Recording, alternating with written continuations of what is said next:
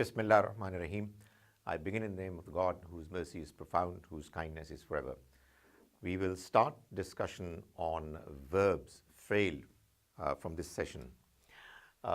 In Arabic, unlike in many other languages, fail verb has two categories. It's either madi, which is past, or it's mudare, which is both present as well as future.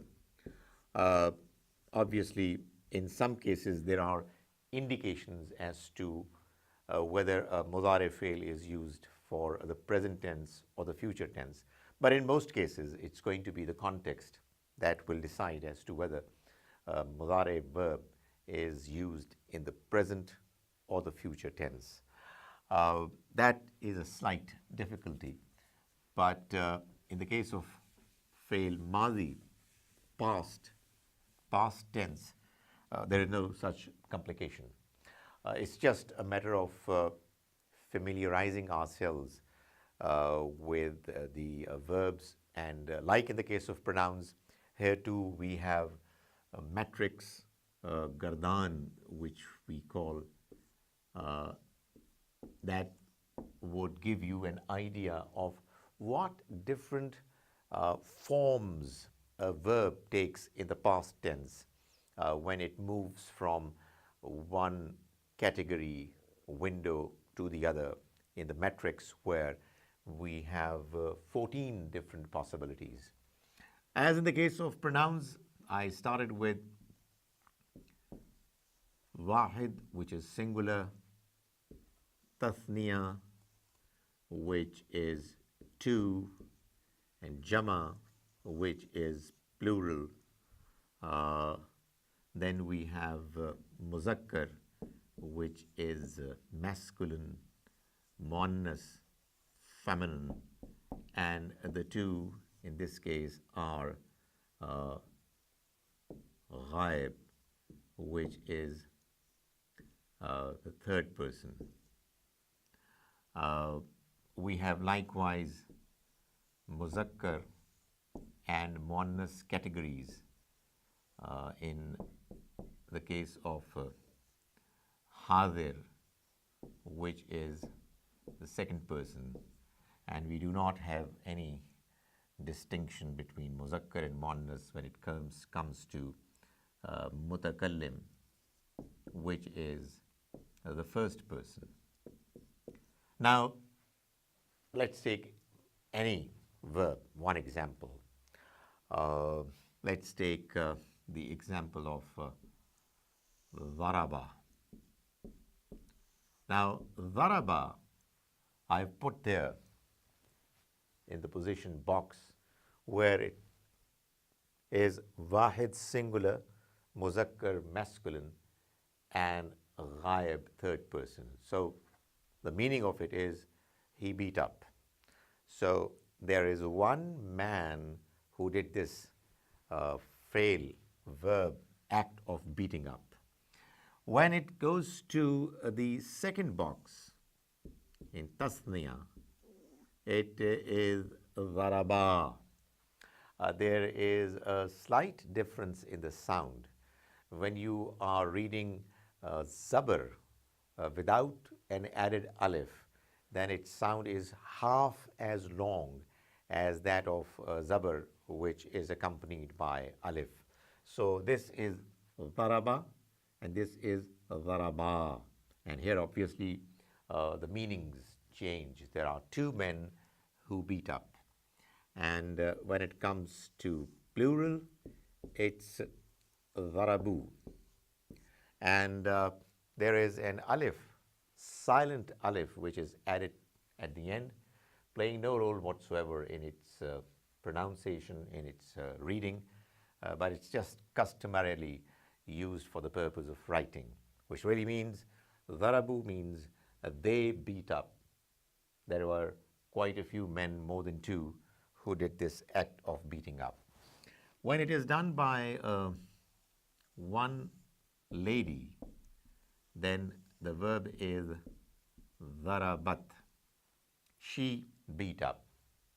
When there are two ladies involved in doing an act, then it transforms into darabata. So it's a ta with a fatha zabar followed by an alif. And when it's more than two ladies who do this act or who did this act, this is in the past, it's darabna with noon and a fatha on top of it. Darabna, you don't prolong the voice of it, it's just half as much as it would have been had there been an alif. Then you have Hazir Muzakkar Wahid. You beat up. That is, you, one man, you did this beating up act. Darabta. If there are two who did it, then it's going to be darabtuma. The two of you beat up. And if there are more than two, then it's darabtum. When it's going to be one lady present, second person, and you're saying you beat up, oh lady, it's going to be darabti. In the case of the two of you ladies, it's the same. So darabtuma could be you two men beat up, you two women beat up, or you one man or one woman, you two together beat up. And if there are several ladies who are present whom you are informing that you all beat up, it's going to be darabtunna. In the case of first person, it's going to be I beat up, whether a man or a woman, it's darabtu. And we beat up, whether masculine or feminine, two or more than two, it's darabna.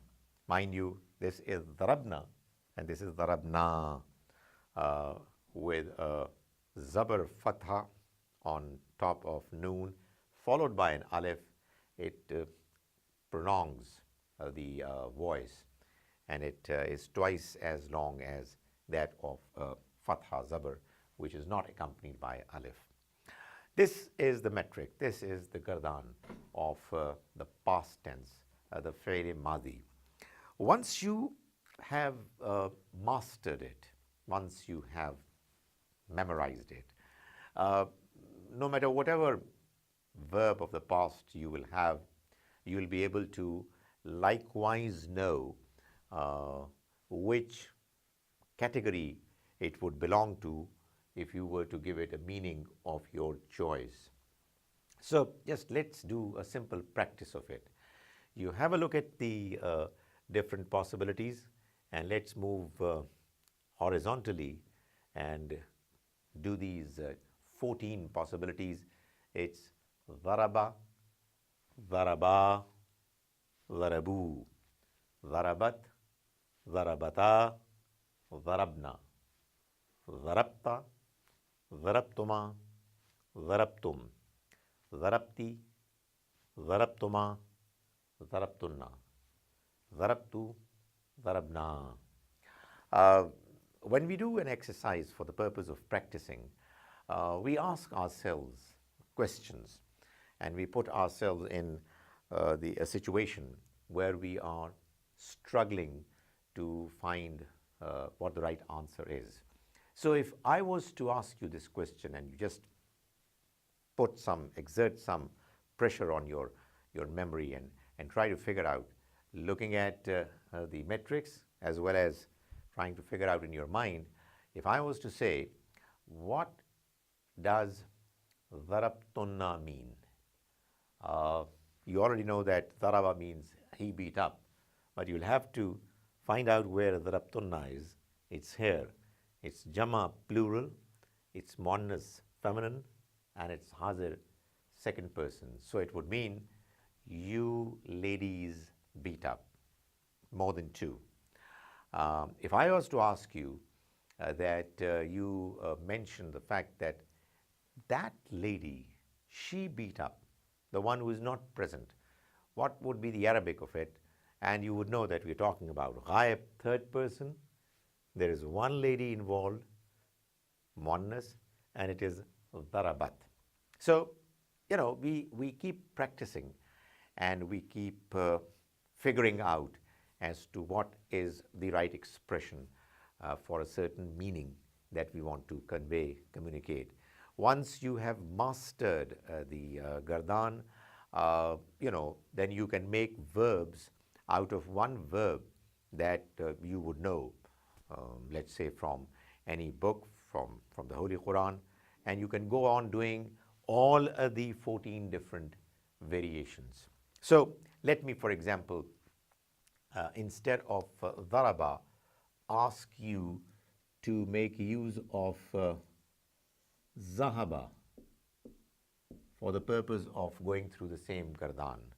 Now, all that you've got to do is to bring in the changes, variations that we have already done in the case of daraba, but instead of daraba, put here in the first box wahid muzakkar ghaib, singular masculine third person, put zahaba over here, and let's try to do the same exercise.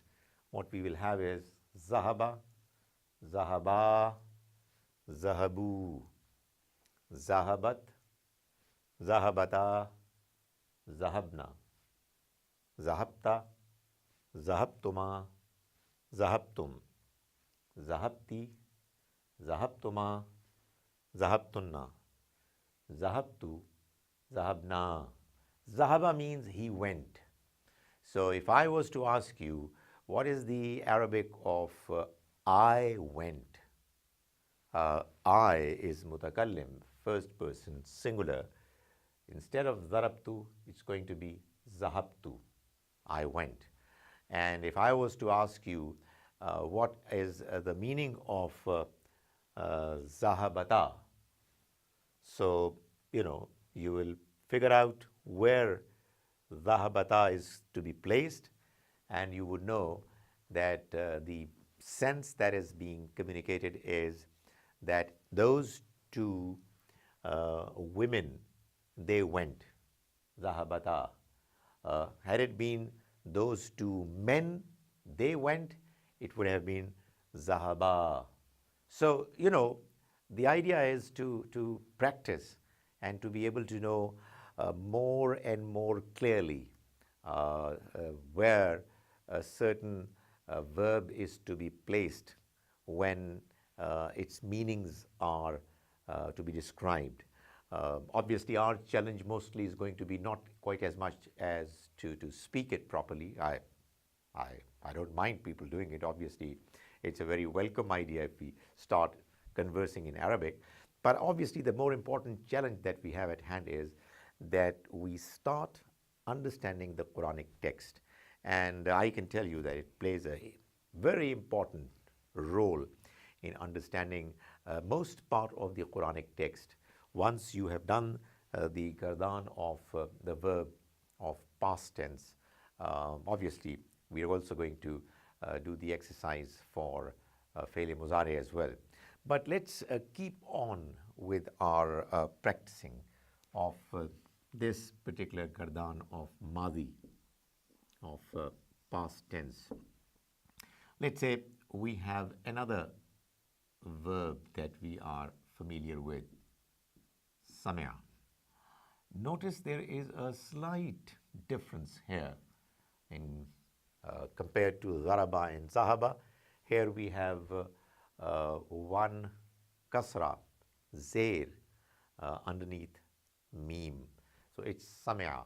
However, aside from the slight difference in the appearance of the verb, there is going to be no change when it's going to come to the question of this verb going through the different steps, boxes of the metrics. So, samia means He heard. One man who is not present, he heard. Samia. Um, when you will say those two men heard, then it's going to be Sami'a.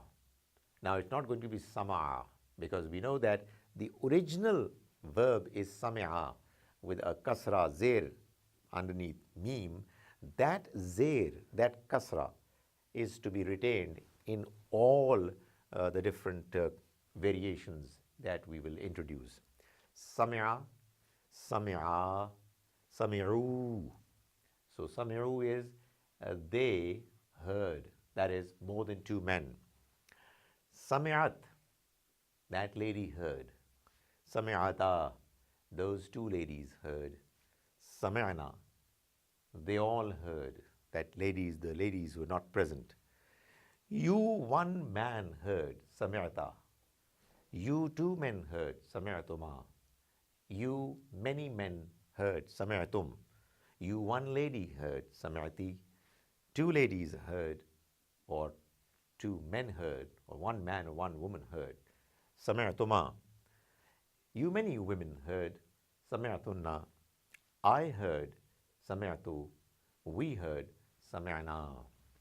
The famous expression in the Quran, Sami'na wa ata'na. We heard and we are going to be obedient. We shall remain obedient. This is really an exercise. The more you do it, the more you practice it, the more you would find that you're getting comfortable in understanding the variations that are there in the past tense, the fi'l mazi of the Arabic verbs. Let's do another example. The more we will do, the more we are going to be comfortable with it. Let's say we have another famous verb, nasara. Now, obviously, the gardan, the metrics is going to be the same variations and changes. You can do them, but let's do an exercise wherein I put up a few questions and let's figure out how well can we answer them. If nasara is the original verb of wherein we at the moment have zaraba, wahid singular, muzakkar masculine, and ghaib third person, what do you think should be the correct Arabic expression for the sense, the meaning, you lady helped. Nasara means he helped. You one lady, you helped. So obviously when you say you, you're talking about second person, hazir, and you're talking about feminine, and you're talking about wahid. So instead of darabti, you would say nasarti, nasarti. You one lady, you helped. If I was to ask you that there is a verb which says nasaru, nasaru, what does it mean? So what you will need to do is to put nasaru at the right box, which is here, darabu, which is plural, which is third person, which is muzakkar. So there are three different factors that get together and you get the meaning of nasaru as they all helped. They being the men, all those three men, they helped. So this is, an opportunity for us to practice as much as we can. We have likewise many other verbs. Shakara is what we have in the Quran, kafara, we have qatala, and so on and so forth. You take those verbs, write them down, and practice them. So we know, for example, shakara means he was thankful. If I was to ask you, what is the Arabic of those ladies were thankful? those ladies means the ladies who are not present. They are the third person, ghaib. So they are uh, plural and women. Darabna, shakarna, shakarna. If I was to ask you as to what would shakartu mean, shakartu, so you would know after having gone through the process of practicing it that darabtu is I beat up. So shakartu would mean I was thankful. So, likewise, you can make use of kafara, qatala, and all these verbs, they are in the past tense, and you have now the gardan, the metrics before you. The more you make use of it, the more you are going to master it, and you would find that many of the expressions in the Quran would become more clear to you, their meanings, their understanding, and you will be able to understand the text directly. And that is exactly, precisely what the purpose of this exercise is. May the Almighty enable us to understand the Quran directly and for us to be able to get guided through it.